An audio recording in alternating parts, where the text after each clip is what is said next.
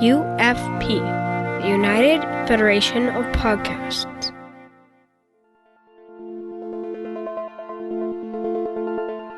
Infinite diversity.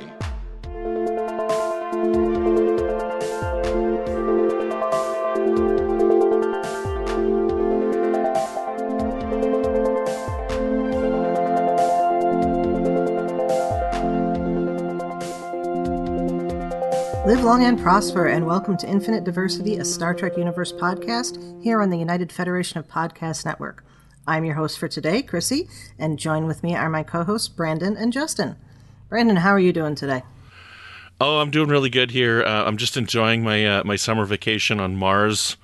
You know, things are really nice here on Mars. Everything's going, oh my God, what's that sunlight burning me? Are you able to continue with the podcast? No, I need to see a doctor. Oh, God. Can we say too soon if it hasn't happened yet? Not soon enough? No, that's not right. Oh. It's in the future. All right. That has different connotations if you say not soon enough. No, though. Yeah, that's it. All right, well, Justin, how are you? Good. I don't have anything controversial to say. It's just good to be here. It's the end of May, if we can believe that, and we're here to talk more Star Trek, of course. Yes. Well, if you want, Justin, I can write you some controversial things to say, and you could just say them if you want. You can write them to me, but I'll probably reject all of them. Here, just stick them in the chat, and I'll give you a little thumbs down symbol for them. There you go. Harry Mudd Short Trek is the best one ever.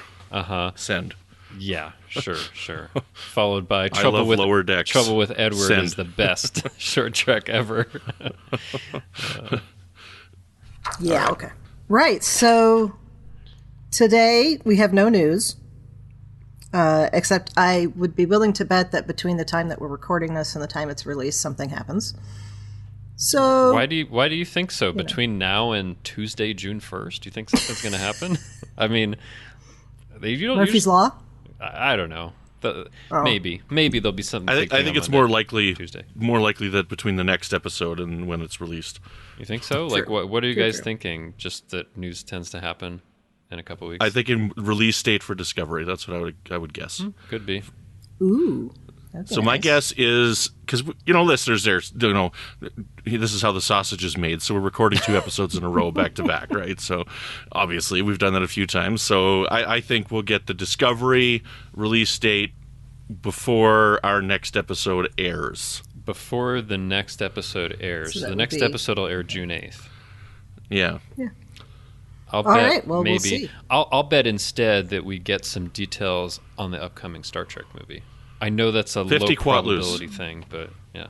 Ooh. I bet 50 Quatloos. Sure, once they're invented, I will pay up if I lose. Yeah. I'm done with betting fake money. That's good. Anyway. Yeah, yeah. So today we are looking ahead to some new seasons of all these shows that we love that are coming out, so we thought we would revisit. And we're going to be doing a few of these. This week we're going to be revisiting the first season of Star Trek Picard and talking about our favorite characters from that season. Start with Justin for the first one. Okay, and I'll just say we're doing our top 3 and we're doing each round, 1 each, right? Oh, excuse me, yeah. So, okay, we'll start with me then. So I thought about this, and it's been a little bit since I've rewatched Picard season 1. But I think the first one that came to mind is, even from the first episode, I was very fascinated by the character of Daj, who of course was killed off. But then we got Soji, so I'm going to consider my pick Daj/Soji. And I chose those characters because I think there's something really interesting about following a character in the 24th century that's an android that's kind of indistinguishable from, a human being, and this weird situation that she's been thrown into and how she deals with it and all of the kind of changes she goes through during the season. I just really love that, and I love how Issa Briones plays those characters. And now that character, Soji especially, has kind of gone through that all that stuff in the first season. I'm really looking forward to, like, what is this character like going forward in season 2, and what's she going to do or experience, or, as part of this crew of La Sirena. So that was my first choice. What do you guys think? Good one. I'm starting to think Daj is dead. She could be resurrected in season 2. And of course, if listeners don't know, that's something that we did when we did the podcast, The Line. Brandon thought, I think after we saw the first episode that Daj was still alive somewhere, but gradually we figured out, no, probably not. Yeah, I thought she was beamed away, like it was like a fake Romulan disruptor or whatever, and they beamed her away. So that's what I thought. It's the big twist at the end of season 2. Yeah, she's like Lore. Yeah, can't get just rid of keeps that guy. reappearing. I mean, they did disassemble Lore, right? I think the parts are still somewhere, so he could come back maybe. They're in the drawer next to B4. That's right. It is functionally her uncle's, so I guess you could say that, yeah. But anyway, I mean, but like, what do you guys think of the character now that we've seen season 1 and had some time to sit with it? She is a great character, well played. The arc is really good. The discovering and who and what she is, and then developing that. So yeah, good choice. I think Issa Briones did a very good job of both characters. And then, what's the Sutra? I think is the that's other right. one. Yeah, I forgot about that. She played Yeah, Sutra as well. Yeah. Yeah. So I think she's a good actor, and I liked watching her on screen. Mm-hmm. I'm looking forward to seeing her continue on into season 2 of the show. As we talked about on the line, and the listeners may not know if they haven't gone back to listen to that yet. I was confused as we got along. Like, I was expecting them to have the story that this was Lal, like just Lal played by a new actress, like a reincarnation of Lal or a remake of Lal or something like that. And I just recently watched the Blu-rays for the first time, and watching it again, I'm like, yeah, this definitely feels like that's what they were setting up at the beginning. It felt like they were setting up that this was going to be Lal. Yes. So, I mean, there were similar areas that I wish they would have gone, but I like the character. I think the character was an interesting addition, and I think she's going to bring some interesting stuff to season 2. Yeah. What do you think, Chrissie? Mm-hmm. Yeah, I had forgotten about that, because I expected that it was going to be Lal as well, especially the whole setup with the painting. That's so funny. Daughter that's so funny, because it's been a couple of years now since it aired, but has it been that long? I guess so. It's been longer than that, wasn't it? Just over a year, yeah. Just over a year. Anyway, because at the time as I was watching it, I was like, calling daughter, but that's just a way of talking about it. It's not actually Lal. It's just some other incarnation. But anyway, that's interesting. So we'll see where her character goes, because it seems like she's kind of a part of the regular crew of La Sirena, at least at the end of season 1. Yeah. Mm-hmm. And actually, this leaves open the possibility of seeing Lal again. Actual Lal. Mm-hmm. Maybe it's possible. They fix her. Yep. Yeah. It's all possible. Those parts are all somewhere to be put together or something. Yeah. Exactly. All right. Brandon, your character. So my first choice, so I'm going to go in order of like from bottom to top for my top 3 characters from the season. Least favorite. Least favorite's going to That's fine. I'll do that as well for our Discovery one that we have next week. So it'll be in that order. But my first choice is Laris. Nice. So I like Laris a lot. I like Orla Brady. It was actually interesting because after I watched Picard, I rewatched Fringe, and I forgot that she was in Fringe. So she plays Walter Bishop's wife in Fringe. So Alex Kurtzman getting these actors that he likes to use, right? Because Alex Kurtzman worked on Fringe quite a bit. So, but yeah, I like her a lot because she's a very interesting, she speaks what's on her mind, she's aggressive, she goes for what she wants, and, she's intelligent and smart, and she brings a lot to the table, and I really like that about her character a lot. Yeah. Definitely. She was on my list as well, so there we go, cover my first pick with that too. I love Laris as well. Well, Laris was on my list, but I'll probably substitute someone else just so we can talk about more characters for the next one. But yeah, I love this character. Just, this really interesting Romulan with this past in the Tal Shiar, but as we talked about on the line, presumably learned English from someone who's Irish. But I think that's cool as well, just because, you're not necessarily going to learn English from somebody who's American or English or something like that, right? So I like that, and yeah, she just has a really interesting personality and way of doing things. I mean, clearly it's a different character, but in some ways she reminds me of the Romulan commander from the Enterprise incident, just somebody that just really is very aware of who they are and what they want to do, and is just like a real strong player in these kinds of things, and that's one of my favorite characters. But yeah, I think Laris is an interesting character that I wish we would have had more of, or she could have been like on the ship as they were going around doing stuff or something. But hopefully she'll be in season 2. Mm-hmm. I think there has been some talk about her being There has been some talk about that. I think it would make sense, right? Mm-hmm. Well, yeah, he's going to go back to the vineyard at some point. Yeah, he's got to stock up. He needs his wine. Yeah, he's got to stock up on the non-replicated wine. Oh, just come back here for some wine. Yeah, the non-synthahol. And to see the dog, and to see the dog as well. Yeah. I have not seen her in anything else that I'm aware of. The Irish accent is not her. I assume she's just speaking with her normal voice. Yeah, I think that's her normal. Oh, it is. Okay. Voice. Okay. Yeah, and that's why it's. Yeah, she has that accent. Yeah.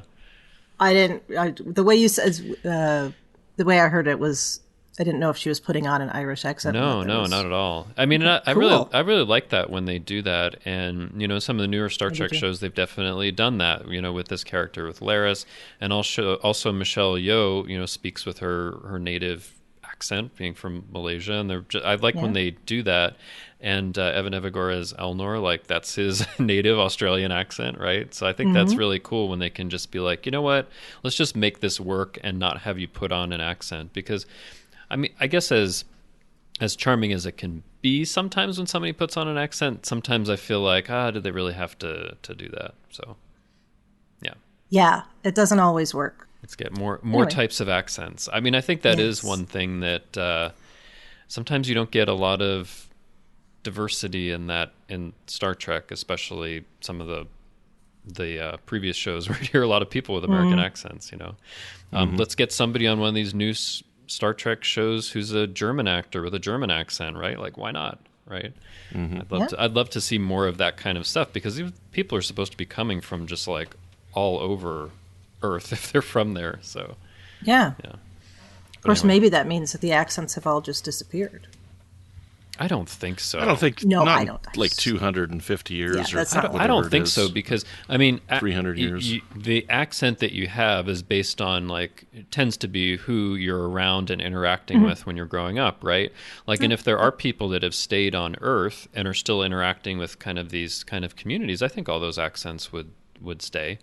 But it would be interesting to think, though, if there are people who have gone out to like other colonies, or have this history of their family being in space and all over the place, if that would fade for them over time. I don't know.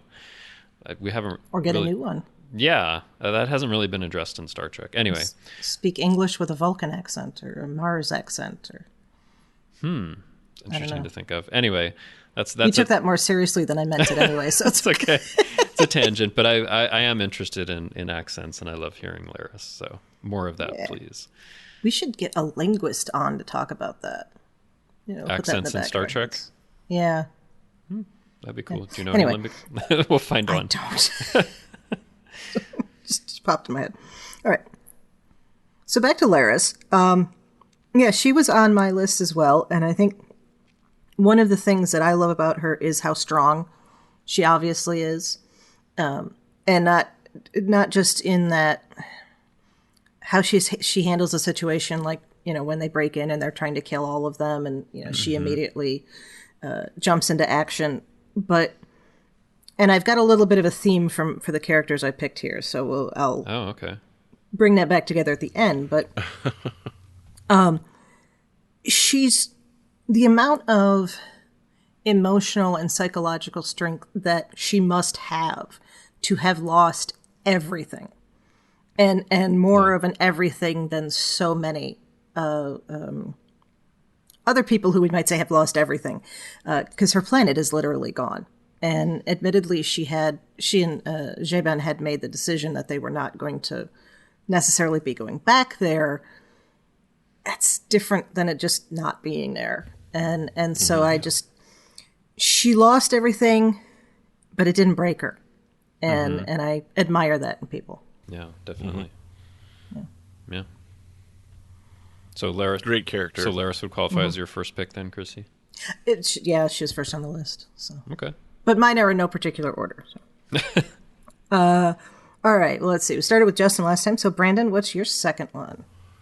So I got a question first then. So talking about accents, how are you with people who are doing an accent that's not their own in Star Trek? I think it depends sometimes. Like so I think about, probably the most well-known is, James Doohan doing the Scottish accent for Scotty, right? And that's not his native accent. And I think it's... And Chekhov. Yeah, and Chekhov doing like the Russian accent. I think in some ways, like, I've just gotten so used to it that I think, oh, that's kind of charming. But when you really look at it, you're like, that's not really what people from that area actually kind of sound like. So sometimes, well, I'll tell you what bothers me more. What bothers me more, since I read a lot of Star Trek novels, is when they write Scotty especially, and they're just like writing it, and Chekhov sometimes, and they're writing it in this way where it's just like everything is like so clearly accented. And it's like I don't know if it's necessary, like in a novel, to write out an accent. To be honest, I think it just makes them stand out as like different or somehow. Like, I don't know. There's something about that bothers me more sometimes. I think it's because it's not their real accent to begin with. Yeah. Like, when they do Picard, they don't, like, spell it in the way that a British person, like, drawls out a vowel or something like that, They just write his words, and they can hear his voice in our head, right? Yeah. So, but somehow for Scotty and Chekhov, it became that way, because I think it just started that way, because I've read a lot of the novels in, like, the 60s and 70s, and some of it is very extreme, or they have these parts in there where they accent it more when, like, the character is, like, stressed out, and they're like, his brogue came out more when they're stressed. I was like, would that really happen? I don't know. It just seems like they're playing with these odd things. But yeah, I do like it more when someone can just use their real accent if they can. Yeah, because then we've got a real disappointing second choice here, too. I'm gonna right. So I'm gonna go with. Well, wait a second. I want to, because this is interesting. No. You made me think about. I may be fine with it. This accent thing. No, I first of all, with the Jimmy Doohan thing, I love that all of that is established on the fact that he worked with a Scottish guy who was an engineer. When they were going into Normandy. That's true. And he was just like, oh, Scots make good engineers, so I guess that's what I'll do. And that's where it comes from, if people didn't know. But the whole thing, I'm going to go off on a minor Chrissy's History Corner tangent. All right. Talking about spelling out an accent is a very, how do I want to put this? Potentially controversial thing in historical writing, but in particularly in historical fiction writing.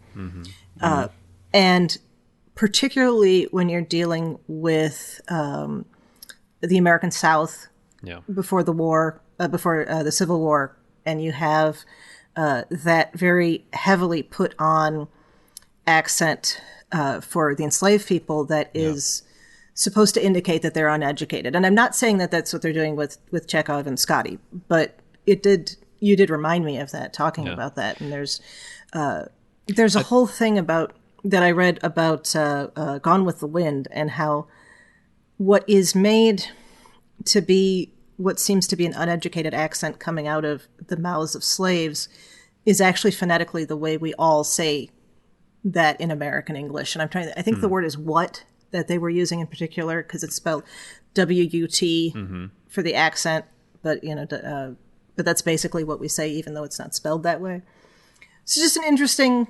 We had another tangent. That's okay, but it is. Well, I mean, the last thing I'll point out on that is oftentimes, like when you're talking about Chekhov and Scotty, at least in the novels, it's played off for laughs. Like, oh, this is so funny that they just sound so different and weird. And that always strikes me wrong. Like, no, we shouldn't be laughing at them for the way that they talk. But it's insulting, yeah.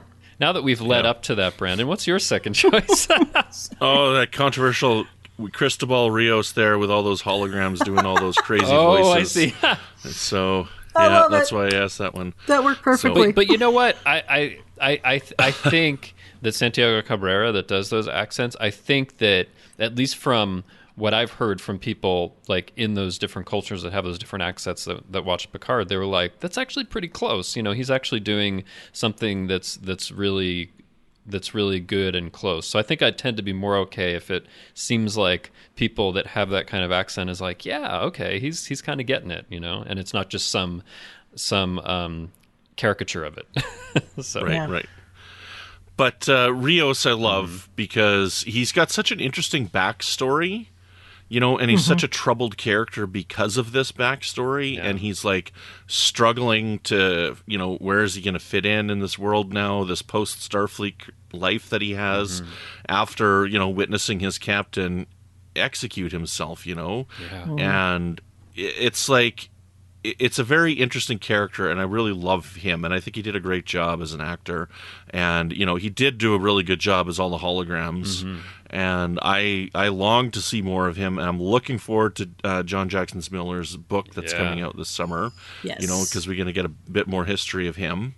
And, I love this character. I think he's absolutely fantastic. Oh, yeah. I love the character, too. In fact, it was on my list as well, so that's the second one I need to replace with something else. But no, Rio... Justin's list is done. No, it's not done. I'm going to make substitutions so we can keep talking.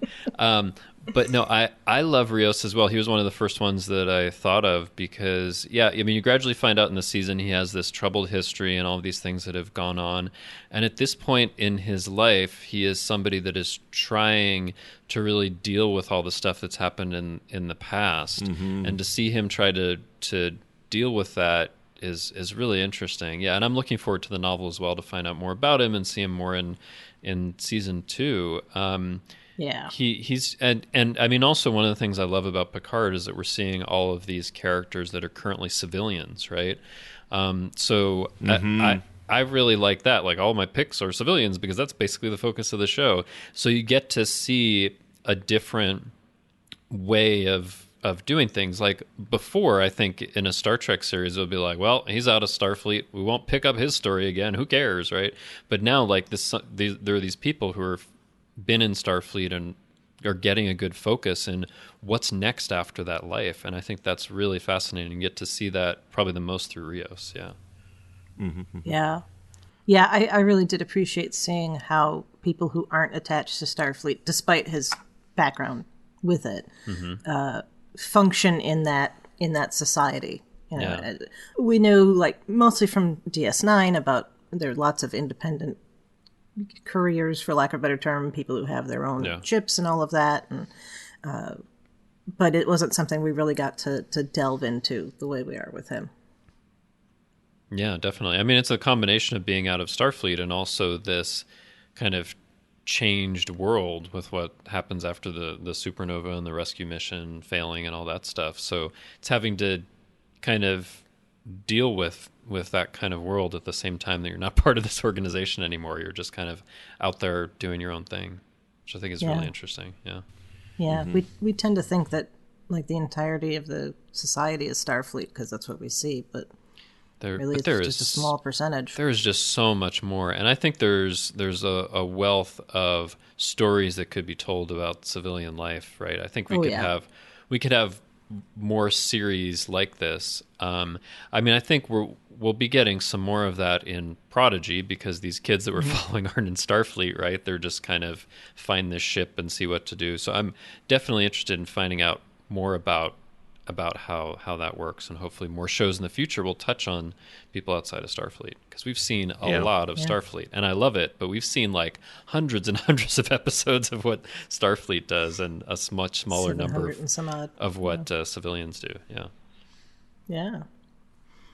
All right, anything else you want to say on Rios? No, just I'm good. Rios, all right. Okay, yes, agreed. All right, Justin, your second and or fourth pick? We'll call it my second, but and I might steal one from Brandon here, because my pick is Raffi.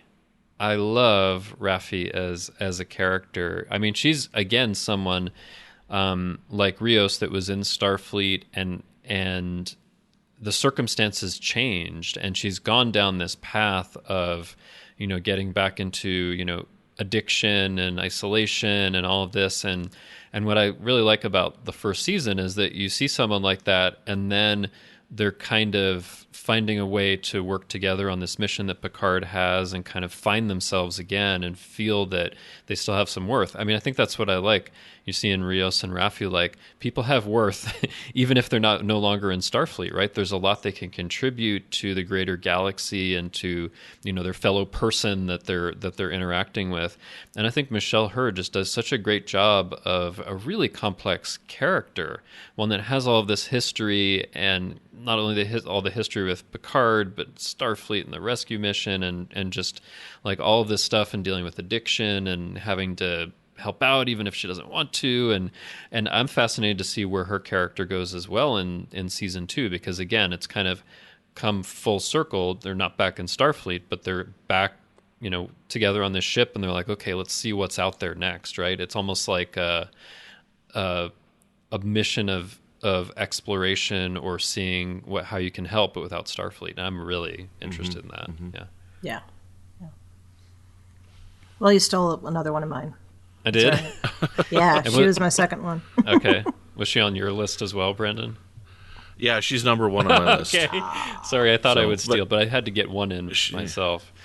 Yeah, no, that's fine. Well, that's fine. I mean, she's such a wonderful character. It's hard not to pick her. Right.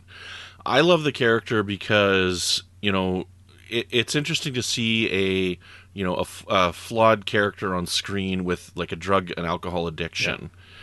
And, struggling with that, because it's an addiction. It's a problem that a lot of people have in their lives. And, to see it on screen and portrayed so well, like, I love the scene, and I hope we get more of it. I hope we get to see her son again. But the scene with her son, when she's like saying to him, I'm done. I'm not doing drugs or drinking anymore.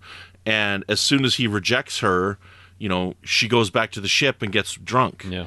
Because she was lying. She was lying to herself, and she was lying to him, that she wants to be clean, but it's not that easy as just wanting, And I know we talked about that on the line. I thought at the time that she was clean, and then this pushed her back into addiction, being rejected. But it's open to interpretation, I think. Well, the previous episode, she was smoking that snake leaf or whatever when Picard was there with her, right? So she wants to be clean, right? She wants to, and right. I believe absolutely that the intention is there. In that moment, she's lied to herself enough that she believes that she's clean. I see. I'd forgotten about that previous episode. Yeah. Okay. Yeah, so, and that's what's brilliant about the performance, And then even when Picard shows up, right, she does not want to talk to him. She's mad. Yeah. She does not want to see him.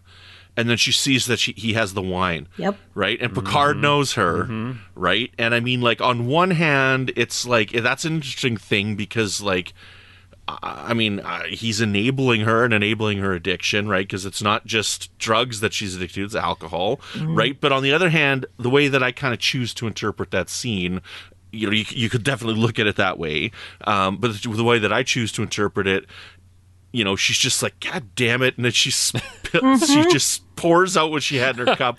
And to me, it's like, this wine is just so damn good that you can't not drink it when it shows up within arm's reach of her, Like, so I choose to interpret it as, like, she just loves the taste of this wine. Because, like, if somebody brings me a drink that I really like, or it's a food that I really like, and it's just like, I just can't say no to it because it's so good. So that's how I choose to interpret that scene.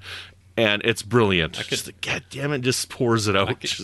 Doesn't matter what's in my cup. Yeah, I could definitely see that. I mean, I think one of the great things about the first season of Picard is you have like this whole group of flawed people that are just trying their best to make their way in the situation, because Picard, I think, as we talked about on the line, definitely has some questionable decisions, or like in that moment where it's like, I know this person has had addiction, but boy, I really need them on this mission that's important to me, so I'm just going to push some wine on them, you know? Like, it's so interesting to see that, because, you know, it tended to be, especially for like TNG, that you had people that were supposed to be like, okay, you know, I've got this, I'm just going along and doing my thing, and addiction's not a problem. I do my duty and all of that, which is great.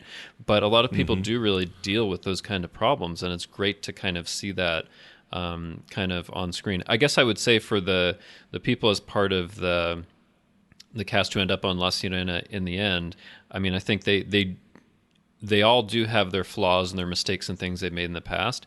I think Soji's a bit of an exception, because she's just been kind of like tossed around by all of these circumstances and being manipulated by other people, and not as, I think, responsible for some of the stuff that happens, right? But anyway, I think it's really interesting to see the interplay of those characters, and then seeing going forward, like what that looks like in season 2 with these people that have had all these problems in the past, and like how they navigate that and find their purpose and all that. I think that'll be really interesting. Yeah. Well, Soji's got a massive, massive flaw. And that's that she had a relationship with Narek. Like, come on. Well, that was a big mistake, but I mean, she's basically like, you know, how long had she? Yeah, no, she's not very That's old. right. I was just going to say, it's because she's only like 3 she months doesn't old. have much experience. But yeah. We all have to have that terrible relationship that we go, yeah. Bad relationship number 1. Okay, learn from that.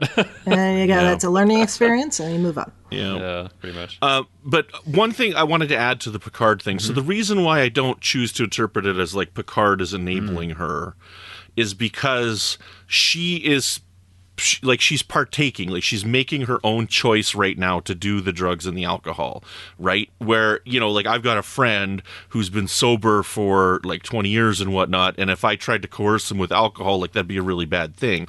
But she's not in the process of trying to get herself clean at the time when Picard comes there, right? So that's kind of why I put that difference on there. Yeah, I can see that. But go ahead. Yeah, I get the impression too that I don't think he's seen her with the addiction. I get the impression that, they were working together. Maybe she was smoking.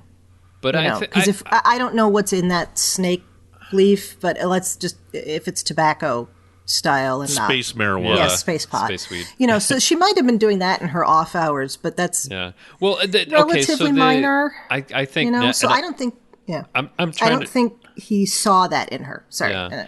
Well, let's see. I think there's nothing about it on screen, but I think it might have been The Last Best Hope, which of course is not canon, but it just kind of adds to the background. I think there is something in there that she previously had an addiction before she joined Starfleet, and that Picard was aware of it. Am I remembering that right? I don't remember. I don't know. I don't know. Well, but if you think about, you know, how often is Picard interacting with people who are addicted to things, who have that kind of psychological and physiological need, you know, where it's that much of a negative and potentially damaging to them. I mean, Troy and her chocolate. Well, yeah. That doesn't keep her from doing her job. Yeah. No, but I can't think of anything. I can't think of anybody who was regularly on. You know, there's always there was the episode, the Just Say No episode in the first season, and that was painful.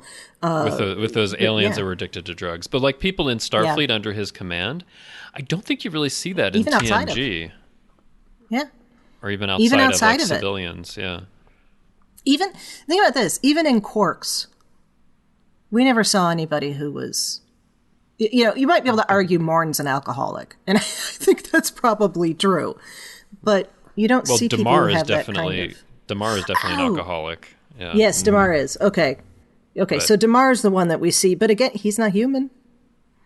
No, I mean, he's not part of the Federation, so... Yeah. But yeah, I think it tends to be in that era that, like, addiction goes on, like, somewhere else outside of, you know, Starfleet or Federation, right?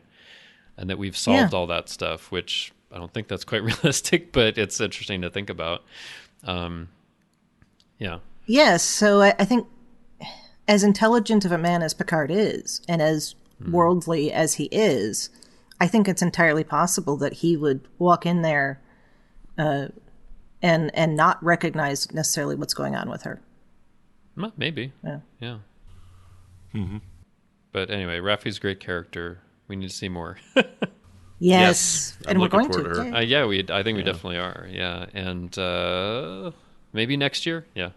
Yeah. But So I was just going to say, she was on my list too, and keeping with the theme that I have, that I inadvertently created here, she's somebody who, again, has lost everything, but is completely broken by it. So, we have, even though they're not interacting, I think, ever, she and Laris are on opposite ends of that. let me think about that. No, you don't see her and think they Laris ever- interact. no. But wouldn't that be awesome to have them interact in Oh, season yes. 2? Yeah, that would be cool. But you're right, they don't. Yeah. I can see Laris just smacking that vape thing out of her hand. What the hell are you doing? Laris, Raffi, and Guinan. Oh, and Q all together. I have to say, as we're thinking about this and going forward with season 2, we know that Q's going to be in some episodes, and I'm just curious, who will he be interacting with? Will it be just Picard and Guinan, or will it be some other people, or I don't know. Yeah. Well, no spoilers for the listeners, but he's definitely told us online. Oh, who he's interacting? Oh, yeah. I okay. saw that, and if it's true, that's interesting. But we know there's time Not travel all stuff. of it, though. But We'll leave that one out. But anyway, of it, though, because I'm not gonna be a Delancey. but That's a new nickname. But here's what I'm looking forward to: the Rios hologram that is so impressed by Picard and talks about he's the one that interacted with the Q Yes. continuum. I want Q to interact with that Rios hologram. Yes. I was just thinking that. How all-powerful much fun Q. Yeah. that would be. But I think there is a lot of fun possibilities in some of these things. But Chrissie, so have we gone over all 3 that were on your list? No, I still have one. Oh, okay. Because once you But, do that, then I want to go back and talk about the theme. Because you said the theme is people have lost everything, right? That's ended up what it came to, and so I can guess the next one then. who do you think it is? 7. Yeah, Ah, very good, very good. and it wasn't because I was Do you want having to talk trouble. about 7 then, since we just revealed it? Yes. Oh, I mean, that's where I thought we were going. Yeah. So I listeners may know from, I don't know if we've done a lot of favorite stuff on this, but from previous on the line, I have trouble picking favorites. I'm one of those people that's just it's all wonderful. Just, So I had Laris. Laris was the first that came to mind because she's awesome.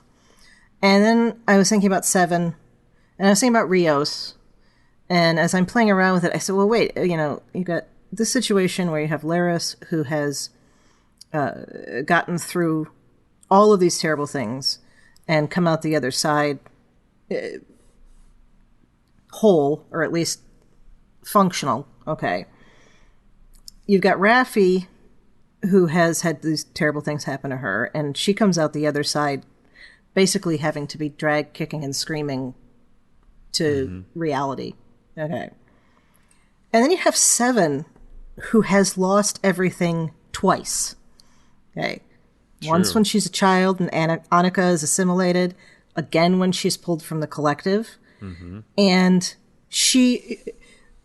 if ever there was a character on Star Trek who you could excuse just wanting to sit in a room and never see and talk to anybody ever again, or somebody who you could understand completely why they might need to have whatever the 24th century equivalent of being institutionalized is, it's her. You can understand that. But instead, she takes all of those pieces that she is broken into and just makes an entirely new person. And I love that. So you have Laris, who's unbroken, Raffi, who's broken, and 7/Annika, who is glued together into something stronger. Wow. Yeah. I hadn't thought of it that way. 7 was on my kind of honorable mentions, and I don't know how much I've talked about the character of 7 on the shows that we've done, but as I've done more rewatches, I'm in the middle of a Voyager rewatch right now. I'm in early season 4.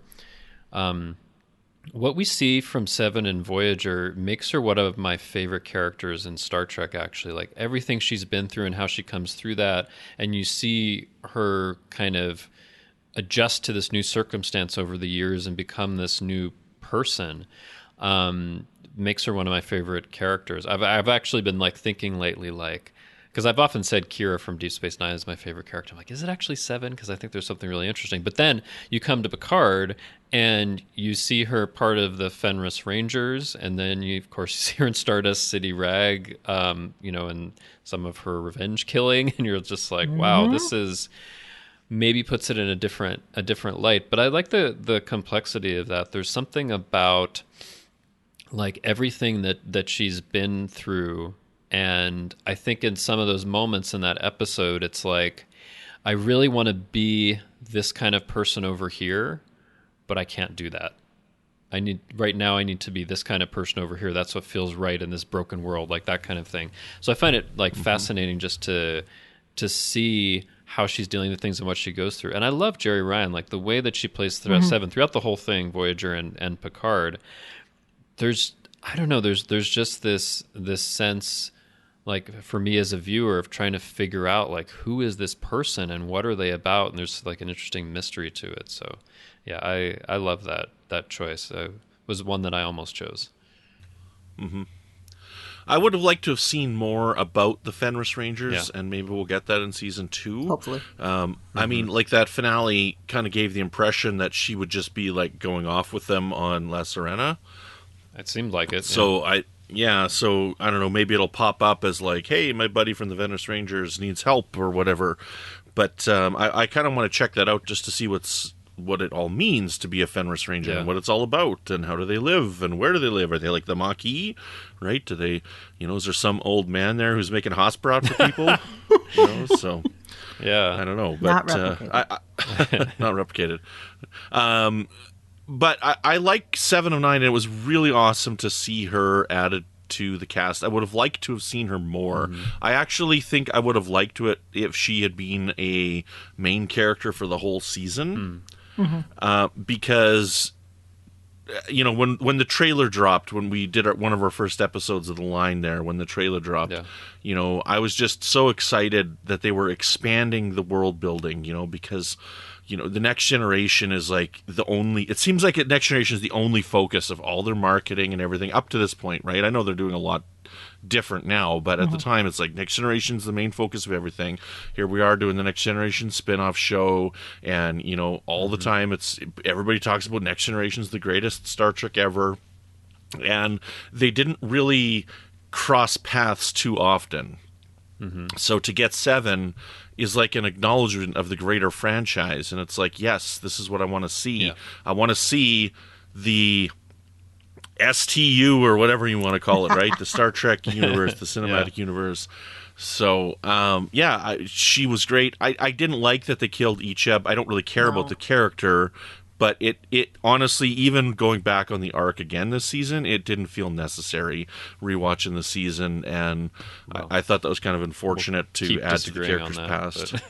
But I liked seeing her, and I think she was really good. And I think, like, one of the things that you got as well, and just an example, is I think it's in Stardust City Rag where Seven's going to beam off the ship, and she's talking to Picard right before that, and they talk about what the experience is like being a part of the Borg, and that's just amazing. That's something that would not be possible except really between those two characters, to just how difficult it is to deal with that and to have all of that taken away and how you put it together afterwards. I think those are some of the things that are the greatest potential of those kind of crossovers, because it's like, they actually have something in common to talk about for that, and really you can get some insight into what that experience is like. All right. Let's see. Brandon, do you still have a third? No, just Raffi was my third. Okay. So I have one that I've excuse brought me. up I'm sorry. the list. Okay, go ahead. No, it's okay. Yes. Well, so one of the ones I know that she's only in one episode, but is just such a delightful character that I hope we see more of, and that's Kestra. I think there is something just really great about this character in Nepenthe, somebody that is just so curious about the world, has dealt with all of these things in the past, but is kind of trying to make the most of things. And I don't know, I was just really struck by that character in that episode, maybe even more than Riker and Troy. Like, I kind of had them on my list, but I was like, we know a lot about Riker and Troy, but a character that's specific to something in Picard. I love Kestra, and just, I don't know, she just seems like a really interesting person that you want to get to know and just see what they're about and what they're doing. So, and you get to know more about that through her and all that stuff. So I don't know. I just, that made an impression on me. So when I was thinking about it, that's one of the ones that was like on my honorable mentions. Mm-hmm. What do you guys think? Good one. I thought about adding her too. Yeah. Mm-hmm. Yeah, Kestra's a great character. You know, she's living this interesting life on this planet with her parents and growing up, you know, in the wilderness and whatnot. Like, it's a great place for her to grow up, and I think kind of perfect for her personality to be there. So, yeah, she was a wonderful addition to the series. I do hope we see her again too. I hope we see Riker and Troy again as well. That would be great. Just to have Jonathan Frakes as Riker be like, getting some trouble again, Picard. Here's some pizza. Nothing's a pizza won't cure. Yeah. Oh god. Yeah, I hope so too, but we'll see. Yeah. So yeah, I guess that's my last pick then, is Kestra. Okay. Awesome. Any honorable mentions that? No, I think we've covered pretty much everybody here. We've that kind I of gone through. The only honorable mention that I might have that I put on my list is, in the episode where you first see Elnor and the Coat Milat. I really like the character of Zani, you know, who is kind of the head of this order. There's just something interesting about, I don't know, just the way that she approaches things, how strong she is, but how calm she is about this whole like warrior nun thing. I found her a really fascinating character, but she's not in too much, so it's just an honorable mention. Yeah, I had Admiral Clancy as one of the honorable mentions. Oh, talk about that. Oh, well, here's the thing. There's the artwork. Clancy in the middle of cursing out Picard. Effing hubris, I mean, as much as I love Picard and as much as he's generally right about things, you know, because that's what we've been presented, I do appreciate that she is one of the few people who have actually taken him down a peg. Okay. Now, it didn't quite work, but that's something else entirely. But when you think about who's chewed him out in the entirety of the show, there's Admiral Cheev, his brother, and Admiral Clancy. I can't think of anyone else. Thinking about that. Well, I would say I'll add, not chew him out, but, you know, not willing to put up with Picard's nonsense crap was Pulaski and the child. Oh, yes. Right? Sure. Okay. So, that's true. Yeah. Well, and this maybe doesn't count because it's definitely for a different motivation. But think of Admiral Sati, who's basically trying to pin all this stuff on him. I mean, it's not right and it doesn't work, but that is someone who feels like they can chew out Picard, even if it's wrong. Yeah. Okay, maybe let me amend and adapt my statement there. Chew him out from a legitimate place. Oh, okay, so not Sati. Yeah. Actually, yeah. But yeah, which one's Sati again? From the Drumhead. Drumhead, yeah. Oh, okay, yeah. Mm-hmm. So Gene Simmons. That's right. Yeah. Yeah. I mean, the one from Kiss. Not exactly. The one from Kiss. Yeah. I think it's really interesting that none of us had Picard on our list, right? I think we talked about this before, and we're like, nah, we're not really going to pick Picard. I have to say, I love the character of Picard in the show, but I think the most fascinating thing is some of these new characters that we see and getting to know them. And because for Picard, it's like you're adding layers on the stuff before, but for these characters, you're just kind of building them out of whole cloth, and I think that's what makes them favorites and interesting to like keep thinking about. As much as I really love Picard, it's like he wasn't actually a favorite character for me in this season, which feels weird, but that's what happened. Yeah, you were talking about it earlier, and we are like, maybe we should not include Picard, and I'm like, go right ahead. He's not going to be on my list. I know, and he wasn't on my list either, which is so interesting because, of course, like if you're talking about TNG, yeah, he's on a favorite characters list, right? Like, oh, for sure. But if you're talking about this show, like I feel like in some ways, yes, it's a show that is centered on Picard, but in a certain way, it's not. I feel like in a certain way, it's focused on the world that Picard is in at this time and how everyone reacts to that, right? Like, I feel like that's really the focus more than the character himself. Yeah. And almost how he's almost left behind with some of it. Mm-hmm. Like he's trying to think of things the way they were. He's not at the forefront. He's not like, captain of the flagship. He's not like at the forefront of everything anymore. Yeah. Yeah. Mm-hmm. All right. My only other honorable mention was the guy who says, "Locutus?" On the cube as he's going by. That's a favorite moment for sure. Locutus? I love that. I love that too, because it's one of those things like there's this really like serious thing going on, and then there's this hilarious moment in the middle of it. I just love it when a show can do that. Locutus? And he just ignores it completely. It's like, whatever. No, got something important. Locutus, buddy, is that you? Assimilate you later. Yeah. Oh boy. That's good. They call him Loco for short. His friends call him Loco for short. That's good. That's good. What would a Borg gone loco act like? Anyway. Resistance is not futile. No.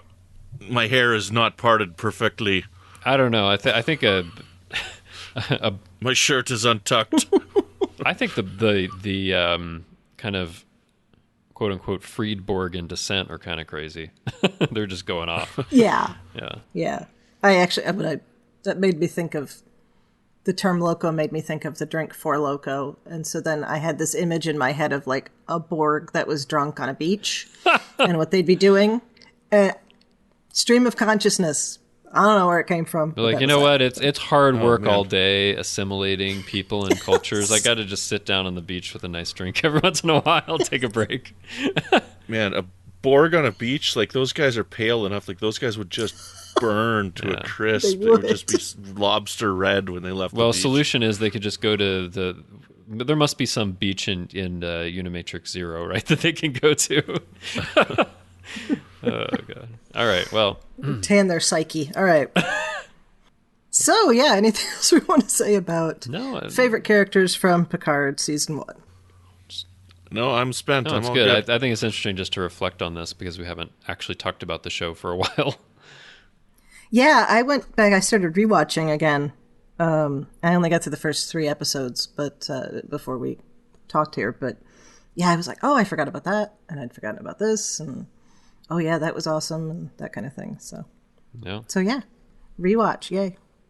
Bring us that second season soon. It's probably next year, but please. Let's see it. Yeah, we will. All right, Brandon, where can people find you when your Mars vacation is not being ruined by explosions? By your death. You can find me. Sorry, you can find me searching for 5 million sunblock. To protect me there while I'm there. You can find me on Twitter at Brandon Matella. You can find me here on the network with a show called Franchise Fatigue, which is all about movies, remakes, and sequels. And we are currently in our series on the King Kong movies. And then you can find me over on Good Evening, an Alfred Hitchcock podcast, where my friends Chris and Tom and I cover Hitch's films in chronological order. It's a lot of fun. Mm-hmm. Check it out. Justin, where can people find you when you're not thinking about joining the Kuwait-Malat? Oh, that would be nice. But I don't seem to have access to them at this time. They're a different part of the galaxy. And I don't know if they'd let me in. They let Elnor in, but I don't know. Yeah, they let Elnor in. So you can find me... You can find me on Twitter. I'm at TrekFan4747, where I tweet about nothing but Star Trek and Borgs on the beach. And you can find me in our Facebook group, the Federation Council Chambers. Join us there. Rosie can be in the Kuwait-Malat, and then go. you can just be like her, her sword-wielding prince. I don't know. I don't want to wield a sword. Could be Oh, I lost the word. Damn it. Squire. You could be her squire. Okay. There you go. There you go. We'll cosplay that at least. Okay. What I want to know is, those Borgs on the beach, are they sipping jippers? No. Ooh. Didn't think of that until you said that like that. All right. Well, No. Romulan ale. oh, of course. All right, and so for me, of course, I'm here on Infinite Diversity, but you could also find me on the new History with the Szilagyi twice-a-week podcast here on the UFP network that I do with my partner, Jason. Yay. First episode today. Yes. Oh. After you're done listening Subscribe to now. this, go subscribe to that. And they're short. So when we end up spending 2.5 hours talking about something, you don't have to worry about the other one. The other one's going to be 10 minutes. But or so. what about the 2 hours and 20 minutes of outtakes? Can I listen to that? No, that aren't. Yeah. We had a good one this time around. The last one we were recording because the cat came in and started going, I'd stop. Talk about the history of And meows. it launches today, and there's 3 episodes for you today. Yes. Today, there's- as in 2 days ago, Yeah. as you hear this. No, today is in the day that this episode on Tuesday. drops. Oh, see, Yeah. I Yeah. thought you meant today, as in today when we're recording. So I was looking for it. Like, why can't I find those episodes? Okay, Tuesday. No, I was talking in the no, future. Tuesday. I was in future tense, just like the best episode of Enterprise. Yeah. Yeah, so there's the introduction episode, and then History of Coffee, No. the history or a short discussion of Victory in Europe Day, and then episode 3 is about Rome's sacred chickens, and I'm just going to leave it at that. Sacred chicken. Sacred chickens. Sorry, coffee in World War II. I'm most interested in the chickens. Chicken. That's the best one I have to say so far. So. But anyway, I'm on Twitter at the Goddess Livia. That's TheGoddessLivia, and there I tweet about Star Trek history and leftist politics. Brandon, would you like to tell our listeners about some of the other shows on the network? You bet. So Monday, we've got Always Hold On to Arrow, which covers everything in the Arrowverse. Tuesdays, we have Infinite Diversity, which is us. Yay. And then we also have History with the Szilagyi. Yay. Wednesdays, we have Mickey's Marvels, where they cover everything under the Disney umbrella. And then every other week, we have Franchise Fatigue. And Thursdays, we have All Good Things, which is talking all Star Trek, as well as some more History with the Szilagyi. Fridays, we have Galaxy Class, which is all TNG all the time. And Saturdays, we have our other new show, which just launched this past Saturday with 3 episodes, called Sasquatch, which is Ken and Zach covering all things in the multimedia verse of Sasquatch-related topics. So an interesting topic idea for a podcast, so be sure to check it out. I haven't listened to the first 2 episodes yet, but I did listen to episode 0, and it's very interesting. Yeah. Check it out. Yeah, it's in my queue, but I haven't had a chance to listen yet. But that sounds like it's going to be really good. Q? Yes, my queue. That's what we need. Q and Bigfoot in season 2 of Picard, and then Zach and Ken can talk about it. Oh, I've got the greatest shorts trek. Yeah. Podcast Q. And it's Q trying to set up a podcast. What do you mean trying to What do you set it think? up? He just snaps his fingers and the podcast Yeah, he is wouldn't. done. That would be the funny thing, though, is he can't do it. There's something in the multiverse that he can't just snap his finger and start a podcast. So he Why has has it. the Q Continuum punished him and not allowed him to create a podcast? Why does he even care about a podcast? It's a podcast on his adventures with Jean-Luc Picard. But we can watch the show. Yeah, but he always got a podcast because everybody has. That a would be podcast funny now. if it was John Delancey and Patrick Stewart just talking as if they were Q and Picard about their adventures. Yeah. Oh, that Anyway. wasn't there an audiobook with him and Spock having a Spock, debate? There were Yeah, two. it was Yep. good. Spock versus Yeah. Q. They could and get the Ethan sequel. Peck and him. Oh, yeah. Yeah. Oh, Ethan Peck and him doing a podcast. I love it. Let's do it. Yeah, that's fun. Copyright. All right. Nobody steal that idea. All right. Well, if you enjoy this type of talk where we talk about interesting things and then go off on tangents And don't about know other when to wrap interesting up the things. show. Yeah. Yeah. That's, you can blame that on me as the host this week. No, it's on we'd me. also- I'm interrupting. No, you're fine. You're fine. Right. So if you like all of this stuff, help keep it going with Patreon. Our current patrons, we'd like to thank you a great deal and then remind everyone else that you can support the network for as little as $3 a month. We've grown a great deal in the last year, as you might have noticed with those 2 new podcasts, and we're starting to push at the edges of our current podcast hosting tier on Spreaker. We need to increase our storage, and that can be a bit pricey, so if you've considered supporting us before, now is the time. Just go to patreon.com/UFPEarth to give your support. Thank you very much for tuning in to Infinite Diversity. Thank you to our executive producers, Ken Tripp, Tony Robinson, and Zach Moore. Thank you to Zach Tripp for the wonderful theme music, and Tony Robinson for the awesome show art. Please rate and review us on Apple Podcasts, and please subscribe in your favorite podcast app.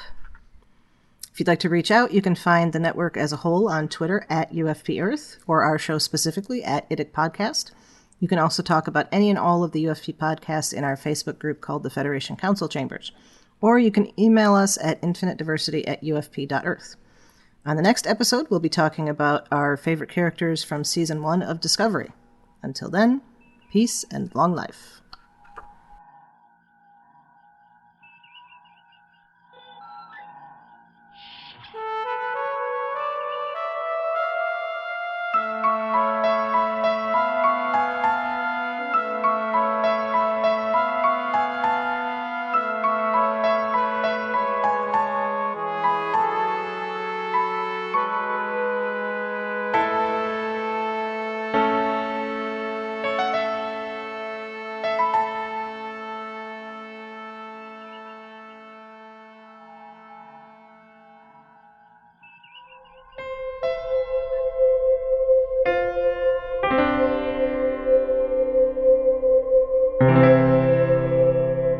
This has been a production of MTMR Media Works.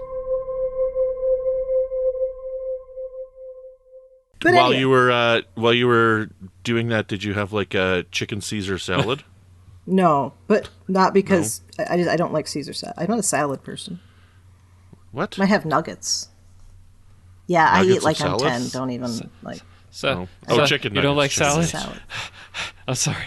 It's hard for me to take. Okay. Yes. I love salad. Okay. That's fine. To each Did their you own. know that? But you said your first episode's on coffee. Did Yeah. you know that the darker the roast, the less caffeine there is? I have heard that. Yeah, it's because they roast the beans, and as Mm-hmm. they roast it, they roast the caffeine out of it. So the darker the roast has a stronger taste, but it actually has less caffeine. And people associate caffeine with strong, but it's actually the opposite. Wow. Hmm. Of course, I subscribe to the school of not drinking coffee at all, but I'm weird. Okay, no booze, no meat, no coffee. No. Oh my goodness! I don't know Next, if- you're going to say no Star Trek. No, that is a vice No. that I do enjoy. If that's your only vice, I think you're in very good shape. Well, it's not my only one, but I don't want to talk about my other ones here. Okay. Let's keep going. All right, so, right, listen to History with the Zilagis, and I'm I'm also sorry, we make on it really Twitter. hard for you to host sometimes. No, it's not you, it's me. I'm not bringing it back like I should. Should be like, Justin, Brandon, shut up. I'm doing this show. Right. Something like that. I'm on Twitter at the